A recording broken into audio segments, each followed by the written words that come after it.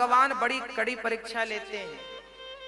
आप जब पहली बार भक्ति के मार्ग में आओगे ना तो आपके सपने में भगवान दर्शन देंगे आपको। आप पहली बार माला जपोगे, पहली बार कथा सुनोगे तो 2-5 दिन में ही ऐसा लगेगा कि भगवान हम मिल जाएंगे। आपके सपने में दर्शन देते हैं, आपको अच्छा लगता है, और उसके बाद जब मन लग जाता है ना भगवान में तो भाई ठाकुर जी दर्शन नहीं देते। क्यों नहीं देते? यही उनकी परीक्षा है, यही वो कसौटी में कस के देख रहे हैं कि तुम कच्चे हो कि पक्के। अब तुम पकाओ अपने आप को, करो भजन, करो भजन। एक जिद होनी चाहिए। भक्त क्या करता है? जिद करता है। जैसे ध्रुव जी ने जिद की कि बिना भगवान को पाए, नारद जी ने बड़ा डराया था, बड़े बड़े शेर हैं, खा जाएंगे, कैसा क्षत्रिय बेटा है, माँ की बात का बुरा मान के आ गया। हाँ, नारद जी ने बहुत डराया, जंगल खतरनाक है, पाने की यही जिद भगवान तक पहुंचाती है। और नारद जी भी जिद करने लगे कि आज लड़कपन में नहीं हुआ भगवान का दर्शन तो कोई बात नहीं, जवानी में नहीं हुआ भगवान का दर्शन कोई बात नहीं, बुढ़ापे में नहीं हुआ दर्शन कोई बात नहीं। और जैसे ये सोच रहे थे, उनकी आंखों के सामने जैसे बिजली चमकती है ना बरसात में, वैसे ही भगवान बिल्कुल चतुर्भुज रूप में प्रकट भये और दर्शन दी। और बिल्कुल बिजली 1 सेकंड से भी कम वक्त के लिए आती है और चली जाती है। अब नारद जी उस दृश्य को जब देखे तो वही मन में बस गया, वही झांकी बस गई और उसी का चिंतन, हे प्रभु कहाँ चले गए, अभी तो यहीं थे, कहाँ चले गए। तब आकाशवाणी हुई, पुत्र इस जन्म में मेरा दर्शन संभव नहीं है, जब तुझे अगले बार दिव्य शरीर प्राप्त होगा तब उस दिव्याति दिव्य शरीर से मेरा साक्षात्कार आपको होगा, इस शरीर से संभव नहीं। हाँ जी। अच्छा एक बात बताओ, अभी कोरोना काल में कोरोना के मरीज का इलाज करने के लिए डॉक्टर ने ड्रेसअप जो पहन रखा था वो अलग था कि नहीं? हाँ या ना? पॉलीथिन का कोट, पॉलीथिन का ये ग्लव्स वगैरह, पांव का जूता, 1 नहीं 2 नहीं 3 नहीं 4 नहीं 5-5 लेयर लगाए थे कि नहीं? हाँ या ना? क्यों लगाए थे? के लिए डॉक्टर ने विशेष प्रकार के ड्रेसअप पहन रखी थी। उसी प्रकार से भगवान की प्राप्ति के लिए ये शरीर पर्याप्त नहीं है। भगवान जब अपनी प्राप्ति कराते हैं तो इस शरीर को छोड़कर परमात्मा के दिव्य शरीर प्रदान करते हैं। उस दिव्य शरीर पर अगली बार शरीर पूरा किया भगवत चिंतन करते करते तो ब्रह्मा के पुत्र तो ऑलरेडी थे, फिर इन्हें नारद जी का शरीर प्राप्त हो गया। श्राप के कारण पतन हुआ, फिर इनको मिल गया और अब नारद जी अपने पिताजी से दूरी बना के रखते हैं। ज्यादा भगवान नारायण के घर जाते हैं, पिताजी के घर कम जाते हैं। इनको पता पिताजी का स्वभाव, फिर श्राप राप दे दें तो फिर जाना पड़े, इसलिए दूर ही रहते हैं भगवान नारायण के पास, क्योंकि वो बढ़िया है। अरे भगवान नारायण तो ऐसे हैं कि बच्चे बच्चे देखते तो उनका भी मन हो गया, अपने भी होते तो बढ़िया हो जाता। शादी करने का मन बनाया तो भगवान से कहने लगे, प्रभु आपन रूप देहु प्रभु मोही, और जैसा मेरे लिए उचित हो, हित हो वो आप करो, और प्रभु मुझे अपना रूप दे दो। तो भगवान ने बंदर वाला रूप दे दिया। अच्छा, भगवान ने बंदर का रूप क्यों दिया? क्योंकि बंदर का रूप भगवान का, बिल्ली का रूप भगवान का, हाथी का रूप भगवान का, बारह का रूप भगवान का। अरे इस सृष्टि में जहां देख रहे हो, जिसे देख रहे हो, कीट पतंगा का रूप भी परमात्मा है। हरि व्यापक सर्वत्र समान, उसके अतिरिक्त क्या है? जैसे मिट्टी के घड़े में मिट्टी के अतिरिक्त कुछ नहीं है, उसी प्रकार इस संसार कपड़े जैसा बचेगा। है तो एक्चुअली धागा, पर कहते हैं रुमाल और कपड़ा। उसी प्रकार ये संसार एक्चुअली है तो परमात्मा ही। जैसे धागा धागा मिल करके एक वस्त्र बन गया, उसी प्रकार परमात्मा परमात्मा मिलके ये संसार बन गया। वो संसार दिखता है तो किसी को ये स्त्री पुरुष, बेटा बेटी, पेड़ पौधे, हाथी, नदी, तालाब, समुद्र दिखता है, पर जो परमात्मा को जानने पहचानने वाला परम भक्त है वो तो सर्वत्र परमात्मा का ही दर्शन करता है कि मेरे परमात्मा ही समाये हैं सबके रूप में, ना जाने किस रूप में नारायण मिल जाएं। इसलिए भगवान का ही दर्शन करने का अभ्यास करना चाहिए। आज नारद जी ने दिव्य शरीर पाकर के परमात्मा की शरणागति प्राप्त की। आए रहो जब तक घट में प्राण, कभी तो दीन दयाल के भनक पड़ेगी कान। श्री नारद जी महाराज ने कहा, काव्य था तो महाभारत से ही भागवत को प्रारंभ करते हैं व्यास जी महाराज। महाभारत की कौन सी बात से प्रारंभ करते हैं? महाभारत की चर्चा से। अच्छा, महाभारत क्यों हुआ था? महाभारत कौरव और पांडवों के बीच में हुआ। क्यों हुआ था? कारण था। महाभारत ना होता तो हमें और आपको शिक्षा कैसे मिलती? सच कहें, हमारे वेद पुराणों में जो लिखा है वो केवल आपको और हमें शिक्षा देने के लिए लिखा।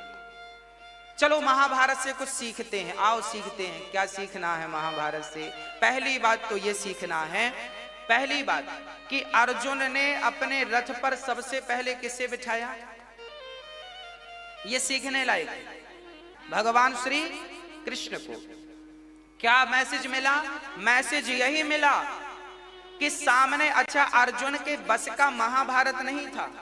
महाभारत अर्जुन जीत सके, अर्जुन के गांडीव में इतनी ताकत नहीं थी। ये वही अर्जुन है जो भीलन गोपी लूट लई, वही अर्जुन वही बाण, वही तो अर्जुन है ये जो भीलों से हार गए थे, वही अर्जुन है ये। गांडीव भी था, पुरुष बलि नहीं होता है समय होत बलवान, और भीलन गोपी लूट लई, वही अर्जुन वही बाण, मतलब वही गांडीव वही बाण, सब कुछ था। पर भीलों ने पराजित कर दिया अर्जुन को।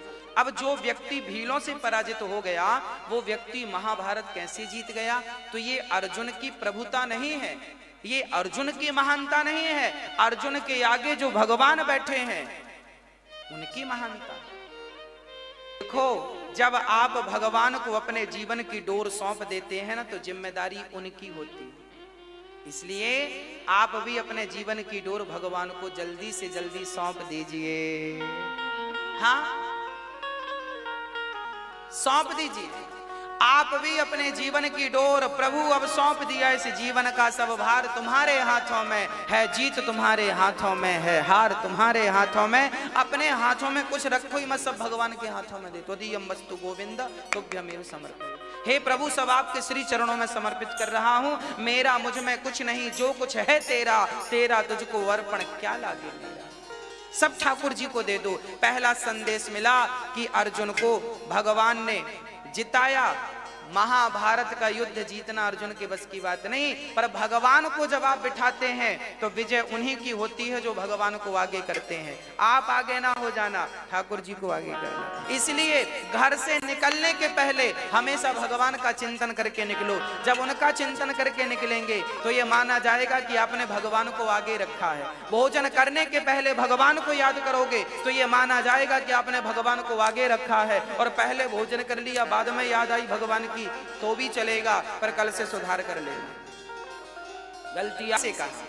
बाली की पत्नी तारा ने समझाया, सुनो, राम से सुग्रीव से युद्ध ना करना, क्योंकि वो सुग्रीव वो वाला सुग्रीव नहीं है, अब उसके ऊपर राम का हाथ है। पर बाली ने कहा, कह बाली सुन भीरु प्रिय सुन, वो राम समदर्शी समदर्शी रघुनाथ, जो कदाचि मोहि मारियो तो पुनि हो सनाथ। वो राम समदर्शी है। अच्छा, बाली को राम के बारे में पता नहीं। बाली कह रहा है कि राम जी समदर्शी हैं, राम जी निष्पक्ष हैं, पर ना, राम को कृष्ण को आप कभी निष्पक्ष ना समझिएगा, बहुत बड़े पक्षपाती हैं। अब आप कहेंगे पक्षपाती, भगवान भी बहुत बड़े पक्षपाती हैं। किनका पक्ष लेते हैं?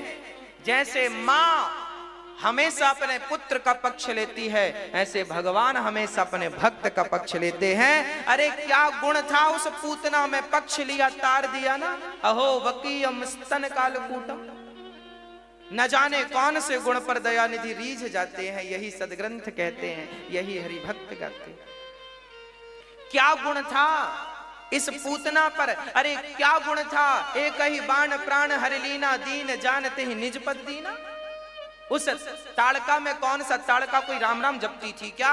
मांस खाती थी, संत मुनियों के यज्ञ को विध्वंस करती थी। उस ताड़का को भी राम ने वही गति जी जो पिताजी को देने वाले हैं, माता कौशल्या को देने वाले हैं। दीन जानते ही निज पद दीना। भगवान सन्मुख होहि जीव मोहि जबहि। भगवान का एक वचन है, आपसे वादा है, प्रॉमिस है कि आप कितने भी बड़े पापी हो, एक बार मेरी शरण में आ जाना और हाथ उठाकर कह देना प्रभु मैं आपका हूं। बस एक कह दोगे जिस दिन, उसी दिन भगवान सारे पापों को भूल करके आपके एक पुण्य को याद रखेंगे। इतने दयालु भगवान कहां मिलेंगे आपको? भगवान अवगुण नहीं देखते, अपराध नहीं देखते, भगवान तो केवल आपके गुण देखते हैं। इसलिए भगवान का चिंतन किया करो, बड़े दयालु हैं वो। आज भगवान ने अर्जुन एक साथ मारा, जबकि युद्ध का नियम बना था कि एक महारथी से एक ही लड़ेगा। जब अभिमन्यु मारे गए तो द्वार पर सबसे आगे जो खड़े थे दुर्योधन के जीजा जी खड़े थे। हाँ, जयद्रथ, वो भीम भैया को जाने नहीं दिए और अभिमन्यु मारे गए। अर्जुन ने प्रतिज्ञा ले ली कि जिस जयद्रथ के कारण मेरा पुत्र मरा है, मैं कल के युद्ध में इसे मार डालूंगा, नहीं तो अग्नि में जल करके समाप्त कर दूंगा अपने आप को। ये प्रतिज्ञा अर्जुन ने की। भगवान ने कहा अर्जुन जरा दिमाग से काम लिया करो, आप जानते हो कल को युद्ध ही करने नहीं आए। शाम के 4 बज रहे थे, 4:30 बज गए, 5 बज रहे थे। देखो अभी कितना बजा, 5 बज रहे हैं ना। अभी देखो गीता सुनाई पूरी हुई तो फिर इसी महीने में युद्ध भी चालू हो गया होगा। लगभग यही समय था, ठंडियों का सर्दियों का समय। इस टाइम तो दिन भी छोटे होते हैं। तो देखो लगभग 5 बज रहे थे और सूर्य अस्ताचल की तरफ थे और अर्जुन अभी कोसों दूर थे जयद्रथ से। अब तो कंफर्म हो गया कि अर्जुन आज मारे जाएंगे, क्योंकि नहीं मार पाए तो अग्नि में जल के मरेंगे। तब भगवान ने यहां पर माया, देखिए भगवान कितने बड़े पक्षपाती हैं। अपने भगत के लिए क्या करते हैं वो बता रहा हूं आपको। भगवान ने दिन को ही रात कर दिया। माया को माया आओ, योग माया मुपाश्रिता आओ, यहां भी तुम्हारा आश्रय लेंगे। और जरा दिन को ढक दो सूर्य भगवान को। बादलों ने ऐसा ढका, ऐसा लगा अस्त हो गया। अस्त हो गया तो बढ़िया शंख बजने लगे और दुर्योधन ने तुरंत लकड़ियां समेट के चिता बना दी। चल अर्जुन जल। अर्जुन ने अपना गांडीव रखा, भगवान को प्रणाम किया, प्रभु बस हमारी तुम्हारी यहीं तक की थी। भगवान चुपचाप खड़े हैं, भगवान सब जानते हैं। अच्छा ये बात अर्जुन को पता नहीं थी। अर्जुन को लगा सचमुच अस्त हो गया। अब अर्जुन तो जलने के लिए चल पड़े। प्रतिज्ञा थी मर जाऊंगा, चल पड़े। तब तक जयद्रथ को रहा ना गया। उसको लगा मैं अपने दुश्मन को, अब तो अस्त ही हो गया, अब तो कोई समस्या नहीं है। सारी सिक्योरिटी तोड़ता हुआ, लोगों ने मना किया मत जाओ मत जाओ मत जाओ, जानता नहीं है वहां छलिया खड़ा है।